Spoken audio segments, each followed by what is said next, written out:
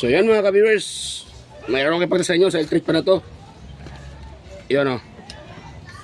Yan, hindi makaikot sa number 1. Number 2, umikot siya pero mahina. So yan, ganito ba electric pan yung mga ka-viewers. So pag ganito electric pan nyo, dalawa problema dyan. Kung ito ay matigas, ikutin. Ito. Pag matigas siya ikutin, ibig sabihin sira yung bushing. Bushing papalitan nyo mga ka-viewers. Pero pag iyan ay malambot naman at wala naman siyang kalog, pero ganyan siya kahina, yan, hindi nga makaikot yung number 1. Number 2, ikot siya pero medyo mahina. Number 3 naman, ikot din naman siya pero walang hangin na lumalabas dahil nga mahina. So pag ganyan mga ka-viewers, ito muna yung try nyong palitan. Ito yung tinatawag na capacitor. Yan, fan capacitor. So ito ay depende sa electric fan, may 1.5 na nakalagay. Mayroon ding 2 microfarad at may 1.2. Depende sa electric fan kung magkano kung ilan yung nakalagay diyan na microfarad ng ng value ng kapasitor. Yan din po yung inyong ipapalit. Yan. So tara natin itong i-open mga viewers. Ngayon, tanggalin muna natin ito sa pala sa nakasaksak kasi. Yan. So tanggalin natin dito. Yan.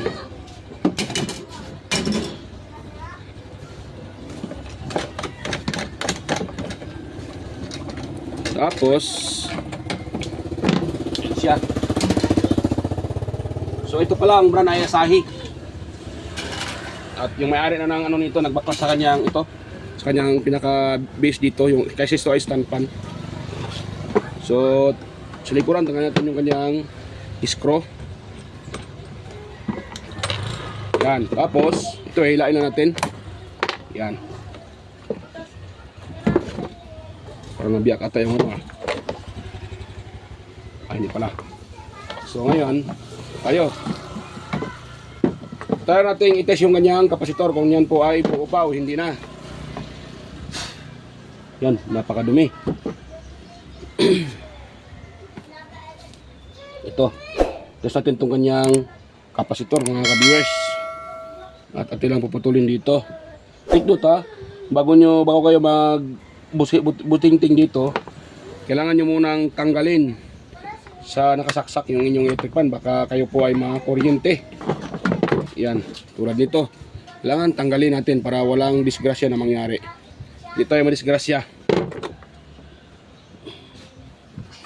Yun. Tapos dito, yun, naputol pa yung lock. Yung barok na. Wait lang. So yan.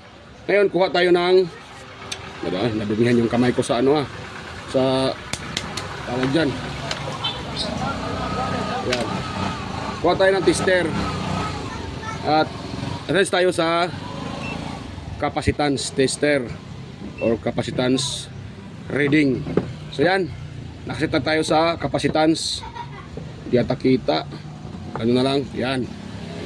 Ngayon, ito, lagyan dito sa kanyang test probe, yung dalawang linya ng line ng kapasitor. Tingnan natin kung ilan yung kanyang reading. Ayan 146 nanofarad. So mababa na siya mga ka-viewers. Ayan 147 na lang. Yan. So nakalagay naman dito ay 1.5 microfarad. Yan, 1.5 yung nakalagay. So palitan natin yung kapasitor niya. Nasira. Palitan natin yung kapasitor sa ating bag. Ito mga kabarsa, kunin ko muna yung aking gamit dahil sa bag pa. So ayan mga ka-viewers, tanggal ko na yung kanyang kapasitor. Ano ba yan? Ito yung kanyang kapasitor, 1.5 microfarad. So nakita nyo naman, mababa na, 100 nanofarad na lang, mahigit. So pag hindi na talaga iikot yan. So palit tayo ng, ito yung ipapalit ko. Yan, kapasitor. Yan po yung pareho lang sila 1.5. Dahil may isa din nag-isa din na mga ka-viewers, customer ko rin naghihintay. So tapos natin ito kagad. Yan, tapos lagyan natin ng hinang. Yung aking hinang. Ayan. So hinang natin yung yung wire doon sa kapasitor. Yan Yan. Yan lang natin mga ka-viewers para matapos tayo dito.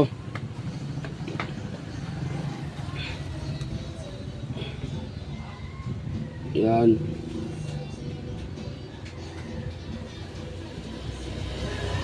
Yun. Tapos, pati yung kapasitor, hihinangan natin. Itong dalawang paa ng kapasitor. So ako, ang ginagamit ko, ganitong klaseng kapasitor. Hindi ako gumagamit ng wire type. Dahil minsan, yung wire type ay napagkamalan na hindi bago. Ito kasi pag ginamit na, magkakaroon ito ng hinang. Kaya katulad nyo, hinihinang natin. So pag ito ay, malalaman talaga na ginamit na. Or gamit na. Yan. So, ito wala tong popularity mga ka-viewers. Kahit saan nyo itap, pwede. Wala po itong popularity. Ayot lang. Kuha muna pala ako ng insulator. Dahil delikado baka magsushort yan. At madisgrasya yung may-ari. Ano tayo? Baka tayo ay mapagalitan. At nako, mas maganda safety yung gumagamit niyan. Mismo yung may-ari. Yan. Lagay tayo ng ganito. Ito ay tinatawag na cambric tubing or spaghetti tube. Mabibili yan sa online mga viewers. So, mga katulad kong technician, ayan. Kung gusto nyo bili kayo ng ganito sa online or sa mga mga electronic shop, mayroon. Kung wala naman, pwede din yung balat ng yung pangbalot sa wire ng electric pan, pwede yun. Mas maganda pa din yun dahil makapal yun. Pero ito, mura lang naman din to. Yun nga, nabili ko isang at 2 metros. So ano lang yun, 12 pesos lang. So mura lang siya. Yan, suda lang natin.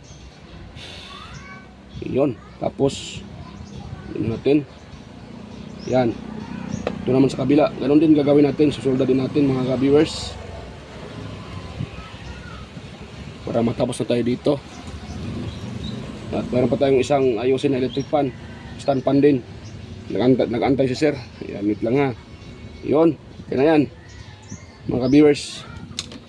So ngayon, dahil nalagyan natin yan ng kapasitor, siyempre sa uli na natin. Yan, ganun lang mga ka-viewers. So, ganun lang, ganun. Ayan, tapos itong kanyang tawag nito, screw. So uli din natin dito. Yan.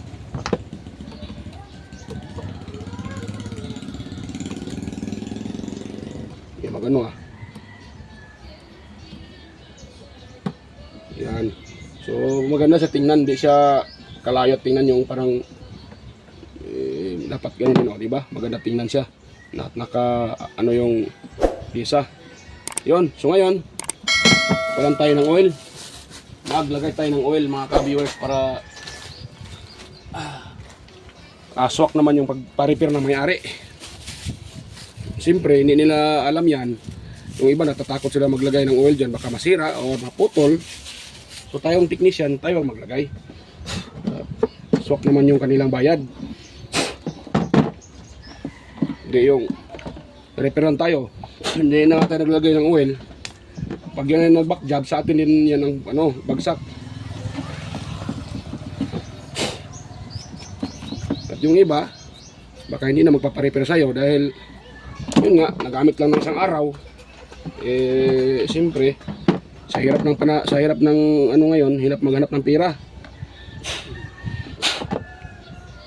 Pero ito lang sasabihin ko sa inyo mga ka-viewers, hindi lahat na kahit naglagay pa tayo ng pyesa, may pagkakataon talaga na magbaback job talaga yung nire-repair natin. So ang importante naman dyan, tanggapin natin dahil tayo ang nag-repair. Tapos pakiusapan natin yung may-ari kung anong ay dapat gawin, kung papayag sila na ganun. Kasi pag hindi natin sila pakiusapan, siyempre wala din, hindi na babalik yun sila. Yan. Kasi yun nga, iba nga, galing sa kumpanya, nasisira kagad. So sa atin mga technician, dahil nagre-repair lang din naman tayo, so hindi talaga maiwasan yan na may back job. Pero kung maaari, iwasan natin yung back job. Kasi mahirap pag may back job. Naabala na yung may-ari, naabala pa tayo. So para walang back job, ito yung gawin natin. Yan. So yan, okay na yan. May kapasitor na, yun lang man ang may problema at naglagay tayo ng oil sa loob at dito sa gilid at dito. So yan, ito ay isa uli ko muna, hindi ko napakita para madali tayo. So yan, yan mga ka-viewers, tapos ko nang ma-assemble at na yan, nakita nyo. Nakano na yan, nakabalot na sa nakabalot, nakalagay na sa kanyang lagayan. So brand Asahi. So ayan, i-test na natin siya para matapos na tayo dito. So number 1, tingnan nyo ha, kung kumpara kanina. 1. Ayan o, ikot ka agad. Yan. Tapos number 2. Yan. O diba? Parang eroplano lang. Number 3. O diba? Nakaagad mga viewers. So ganun lang ang gagawin nyo pag mahina. Palitan yung kapasitor. Check nyo yung shafting, bushing. Kung wala namang kalog, try yung kapasitor. Pag ganun yung problema na mahina ang ikot. Tapos linisan nyo na rin. Tapos sabay lagay ng oil para swak naman yung repair natin. So ganoon lang mga ka-viewers, ang pag-repair ng electric fan na mahina ang usad, mahina ang ikot. Yun lang, try nyo palitan yung kapasitor. So yan, hanggang dito lang po yung aking vlog at kung ito ay nakakatulong sa inyo, huwag kalimutang mag-like, share, and subscribe. Ayan mga ka-viewers, next na tayo mag-shoutout. So yan, or shoutout sa inyong lahat dyan mga ka-viewers, sa mga organic viewers, sa mga nanonood, lahat ng sumusuporta. Yan, shoutout sa inyong lahat. Yan, salamat sa inyong panonood. Bye-bye po at kita-kita tayo sa next na mga uploads. Bye-bye po mga ka-viewers.